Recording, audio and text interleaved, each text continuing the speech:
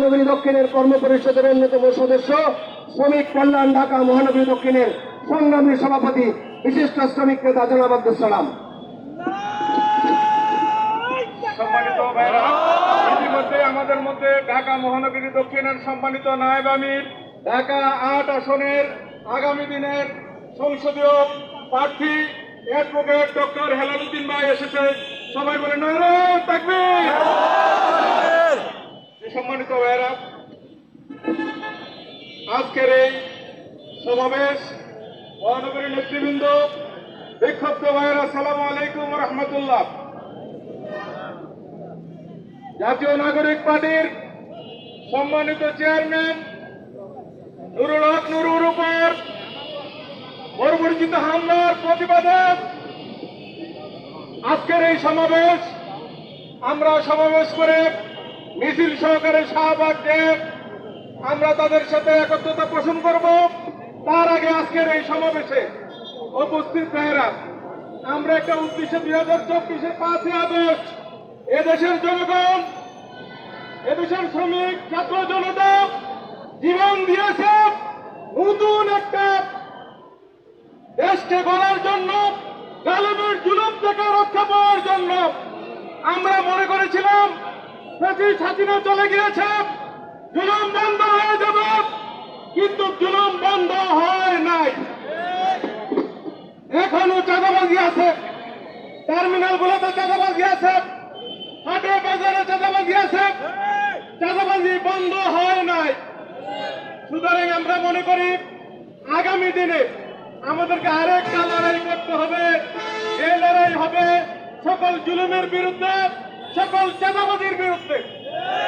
আজকে আমাদের যেই ভাইরা ক্ষমতায় আসতে চান, তাদের সাথে আমরাও একসাথে আন্দোলন করেছি। বিগত 15 বছর ফ্যাসিস্টের নির্যাতনের শিকার আমরা হয়েছি, তারাও হয়েছে। আমরা বলতে চাই, আপনারা আপনাদের ম্যানিফেস্টো নিয়ে জনগণের কাছে যান। জনগণ যদি আপনাকে ছাড় দেয়, আপনারা ক্ষমতা আছেন, কোনো আপত্তি নাই। আমরা আমাদের ম্যানিফেস্টো নিয়েও আমরা মানুষের কাছে যাবো। মানুষ যদি আমাদের ম্যানিফেস্টো স্বীকৃতি দেয়, আমরা ক্ষমতা আসতে চাই। জনগণ যদি আমাদেরকে চায়, আমরা ক্ষমতা আসতে চাই। আমরা চাই, আমরা কি চাই জনগণ এটা জানে, আমরা ন্যায় চাপ প্রতিষ্ঠা করতে চাই।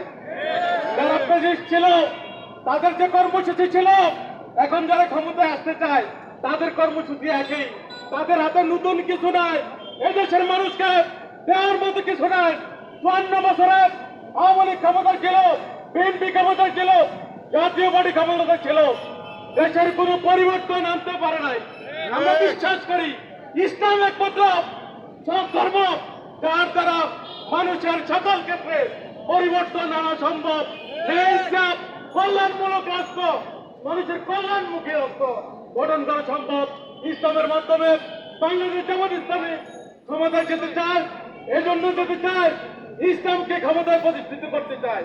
জামাত ইসলামী চাঁদাবাজের জন্য ক্ষমতায় যেতে চায় না। জামাত ইসলামী কোন লুটপাট, কোন বাগাবাগির জন্য ক্ষমতায় যেতে চায় না। আমরা ক্ষমতায় ইসলামকে প্রতিষ্ঠিত করে সকল মানুষের অধিকার নিশ্চিত করতে চাই, সকল ধরনের বৈষম্য দূর করতে চাই। আগামী দিনে যে স্বপ্ন নিয়ে জীবন দিয়েছে মানুষ, সেই ধরনের একটা রাষ্ট্র বাংলাদেশ জামাত ইসলামী গঠন করতে চাই। এই জন্য আমরা বলবো, আমরা যতক্ষণ না ওই রাষ্ট্র গঠন হবে, আগামী দিনের সকল কর্মসূচিতে আমরা ভূমিকা রাখবো, এগিয়ে যাবো ইনশাল্লাহ। এখন আমাদের সামনে